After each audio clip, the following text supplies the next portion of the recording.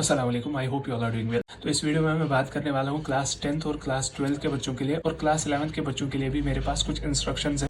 ठीक है, तो इस वीडियो को एंड तक जरूर देखना। तो पहली अगर मैं क्लास 10th की बात करूँ, देखो आप तो अभी अभी पेपर दे के आए इंग्लिश का। पहली बात मुझे आप ये बताओ, मतलब इस वीडियो को देखने के बाद मुझे नीचे कमेंट्स में जरूर बोलना कि आपको डिफिकल्टी लेवल क्या लगी अपने पेपर की, और आपने कितना अटेम्प्ट करा। मतलब ये जरूर बोलना कि इजी लगा, डिफिकल्ट लगा या मॉडरेट लगा पेपर। जहां तक मैंने देखा ठीक ठाक ही पेपर आया था, मतलब 12th का भी आसान ही था, आपका भी ठीक ठाक ही पेपर आया था। तो पहले मैं आपको रिक्वेस्ट करना चाहता हूँ, जो भी क्लास 10th के बच्चे हैं, अगर किसी का पेपर ऐसा लगता है कि मेरा पेपर अच्छा नहीं हुआ, देखो अभी जो आपने पेपर में लिखा, मतलब कोई अब ये बताएगा मैंने बस ये लिखा, मैंने बस इतना अटेम्प्ट किया, मैंने उतना अटेम्प्ट किया। देखो अभी अगर आप मेरे साथ भी ये चीज डिस्कस करोगे, मैं चाहे आपको कितना भी समझाऊं, लेकिन वो आपका पेपर में जो आपने लिखा था वो चेंज नहीं होने वाला, वो वैसे का वैसा ही रहेगा। चाहे आप अभी रोने बैठो, चाहे आप अभी कुछ भी करने बैठो, वो पेपर में जो आपने लिखा होगा वो कभी भी चेंज नहीं होगा जब तक आपका रिजल्ट ना निकले। मतलब आपको पता नहीं चलेगी तब तक कि मेरे मार्क्स कितने हैं, राइट? ये तो मतलब कॉमन सेंस है। ठीक है, तो अभी कोई भी टेंशन नहीं लेना। अभी इंग्लिश पेपर में आपने कैसा भी पेपर क्यों ना किया हो,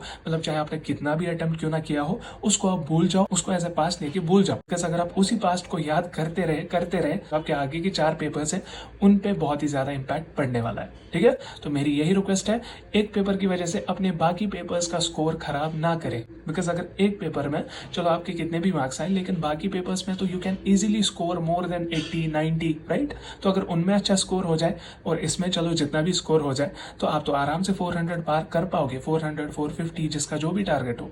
ठीक है, तो एक पेपर की वजह से हमें बाकी पेपर्स पे इम्पैक्ट पड़ने नहीं देना है। तो अब दूसरी बात, ये क्लास 11th के बच्चों के लिए भी है, ये क्लास 12th के बच्चों के लिए भी है, और ये क्लास 10th के बच्चों के लिए भी है। बिकॉज आज में भी बहुत सारों ने ऐसा किया भी हो। क्लास 12th के बच्चों का जब एग्जाम था उसके बाद भी बहुत सारों ने मुझे ऐसी मैसेज की कि हमें सीरीज लिखनी भूल गई अपने पेपर में। तो अब क्या करें, हमें टेंशन है। आज भी मे भी किसी के साथ ऐसा हुआ, उसने सीरीज ना लिखी हो अपने पेपर में, या किसी ने ऐसा किया हो उसने ब्लू पेन से नहीं ब्लैक पेन से लिखा हो, या किसी और पेन से लिखा हो। ठीक है, तो उसके लिए मैंने कंफर्मेशन लाई है जेके बॉस ऑफिशियल से। देखो अगर आपको सीरीज लिखनी भूल जाती है, तो पहली बात तो यह है कि सीरीज लिखनी है, एनी हाउ लिखनी है। तो अब अगर किसी को भूल जाती है, फॉर एग्जाम्पल आपकी एक्स सीरीज आई थी या वाई सीरीज आई थी, आपको सीरीज लिखना भूल गया आंसर शीट पे, लेकिन आपने अपने सीरीज के हिसाब से ही क्वेश्चन किए होंगे। ठीक है, तो उसका क्या सीन होता है, जैसे इवैल्यूएशन के लिए पेपर जाते हैं, वहां पे जो इवैल्यूएटर होता है उसको पहले ही समझ में आता है कि ये कौन सी सीरीज का पेपर इसने अटेम्प्ट किया है। चाहे आपने सीरीज लिखी हो या नहीं लिखी हो, आपका पेपर इवैल्यूएट हो जाएगा, उसमें कोई दिक्कत नहीं है। बट मेक श्योर आप सीरीज लिख रहे हो। ठीक है, अगली बार से मैं बता रहा हूँ, अगर किसी का इस बार ही मिस हुआ है तो।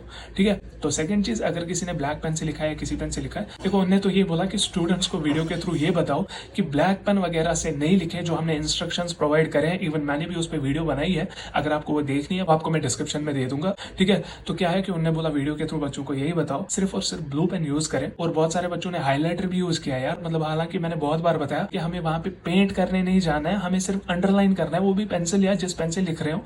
तो हमें हाईलाइटर वगैरह यूज नहीं करना। चलो उन्होंने यही बताया कि अब अगर किसी ने लिखा भी है चलो ब्लैक पेन से, ऐसा नहीं है कि अब आप ये समझोगे कि हम ब्लैक पेन से भी लिख सकते हैं, एक पेपर में चल सकता है। ठीक है, अगर ब्लैक पेन से भी लिखा है तो इवैल्यूएट हो जाएगा वो पेपर। यहाँ पे मैं आपको ये इंस्ट्रक्शंस का फोटो दिखा रहा हूँ, इसका स्क्रीनशॉट लेके अच्छे से पढ़े और इस चीज को जरूरी फॉलो करें। बिकॉज चलो एक पेपर में जो हुआ वो हुआ, लेकिन बाकी पेपर्स में भी अगर ये हुआ, मे बी वहां पे प्रॉब्लम कोई हो सकती है। और जो क्लास 11 के भी बच्चे हैं जिनका अब एग्जामिनेशन आने वाला है, तो मेक श्योर आप अच्छे से पढ़ाई कर रहे हैं और ये इंस्ट्रक्शंस आप जरूरी दिमाग में रखें। और जो भी आपके बाकी पेपर्स हैं 10th 12th के, तो उसमें भी आपको ये करना है कि पहला जो आंसर स्क्रिप्ट है आपका, उस पे सारी डिटेल्स अच्छे से फिल करें। आपकी सीरीज हो, रोल नंबर वगैरह सब कुछ अच्छे से चेक किया करें। उसके बाद एग्जामिनेशन हॉल से निकला करें, सब कुछ देखना है कि मैंने सब कुछ अच्छे से किया है या नहीं। ठीक है, तो बाकी यही कहना था मुझे इस वीडियो में। बाकी क्लास 10th के बच्चे जरूर मुझे नीचे कमेंट्स में बताएं कि आपको पेपर की डिफिकल्टी कैसी लगी थी। सो इस वीडियो को लाइक और शेयर करें हर एक बच्चे के साथ, और साथ ही साथ हमारी चैनल को भी सब्सक्राइब जरूर करें, ताकि आपको ऐसी बेनिफिशियल वीडियोस और लेटेस्ट अपडेट्स मिलती रहे। और साथ ही साथ एडवांस में रमजान मुबारक। सो बाकी हम मिलते हैं किसी और वीडियो में, तब तक के लिए अल्लाह हाफिज, टेक केयर।